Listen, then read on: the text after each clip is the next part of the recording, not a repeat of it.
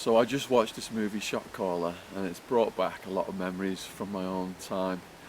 Didn't sleep so well last night after watching it for a couple of hours. The gang stuff is extremely realistic. The Aryan Brotherhood dudes with the handlebar moustaches, the shaved heads, the neo-Nazi tattoos, the atmosphere on the prison yard. Previously, American History X, I really thought captured the atmosphere on the prison yard the best out of all movies, but now Shot Caller is possibly best prison movie out there. So the plot is this: a stockbroker, he's out celebrating with his wife and another couple, one of his colleagues. They order some extra wine, and on the way home he's driving, turns around to look at his buddy, goes through a red light, gets in a crash, and his buddy on the back seat ends up dead. Bam, vehicular manslaughter. There's so many people in prison. I met people in prison who had completely normal lives, and then drunk driving, hit someone, bam, killed them or injured, ended up in prison, trying to survive with the gangs like this guy ends up. So when he goes in there, he can take it to trial and risk getting like 6 or 7 years, but he signs a deal whereby he's going to do less than 2 years. So he's arriving at the prison with the new prisoners, which the old cons call the fresh fish, and the fresh fish are getting checked out. It's like, if you think of it as somewhere where there's a lot of wild animals, like they're looking for the big animals, lions, the tigers are looking for lame animals to slaughter. That's the kind of look on these guys' faces. And one guy comes in absolutely terrified. He's a black guy. It's all racially divided. So the white guy, because he's a stockbroker, he gets the nickname Money. So when he's in his dorm, there's a bunch of them sleeping there on these bunk beds. And at night, he turns over, he looks over, and the black guy who was terrified, as soon as the guard leaves the area, they go in, the blacks, and gang rape this guy. So Money then has to make a decision. You know, is he going to stand up for himself? Because he's already been advised if he doesn't stand up for himself, he's going to get punked out. And if you get punked out, there's no end to it then. That defines who you are going to be in the prison system.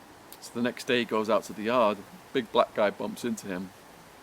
Bam! He just starts wailing and wailing and wailing on the guy. And the guards see it, and he gets sent to lockdown. Now, the Aryan Brotherhood dudes were already checking him out, and they thought he was a lame, but when he started swinging, that earned him some respect. When you go into prison, sometimes you get what's called a heart check, and someone will try you, they will test you, get in your face, call you a punk-ass bitch, or maybe even hit you, and if you don't hit back, if you don't show heart, then you're going to get punked out. They're going to be lining up all night to take advantage of you. So he shows he's got heart, he passes this heart check, and then when he rolls back onto the yard from lockdown, the Aryan Brotherhood guys, hey, you want to hang with us? We'll protect you, but it's a quid pro quo. If we protect you, you're going to have to put in work.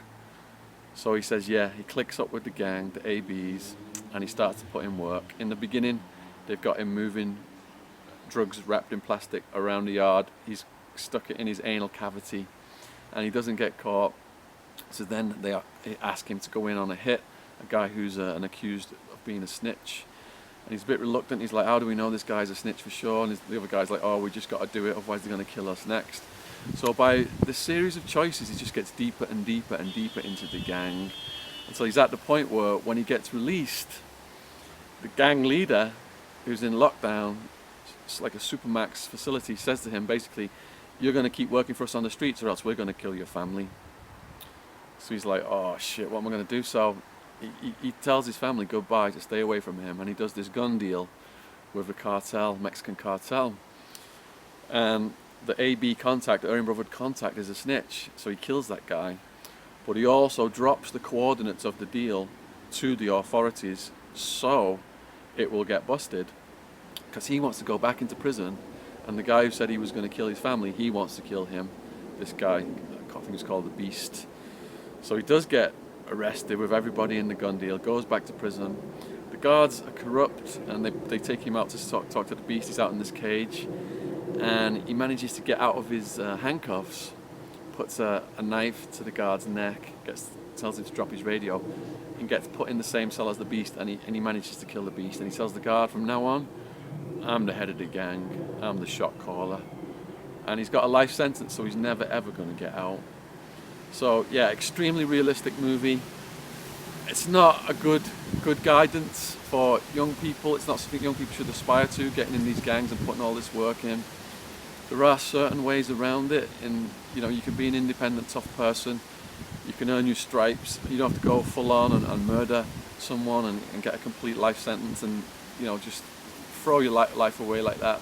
So the movie really showed a guy who made a series of bad decisions, one after the other, that led to him getting deeper and deeper into the gang. He never made any attempt to try and play around the gang rules, played around the system a little bit, and not get himself in so deep. You go in there, it is terrifying. I was lucky because over 100 people arrested with me, including some of my bouncers, some huge guys. So I was able to resist the gang pressure. But I can imagine if I'd have gone in there on my own, I would have been terrified and more likely to have done things for the gang. So I was able to make alliances with the right people over time to protect me, so I didn't have to go ahead and put all this work in for the gang and end up getting institutionalized and spending the rest of my life in prison.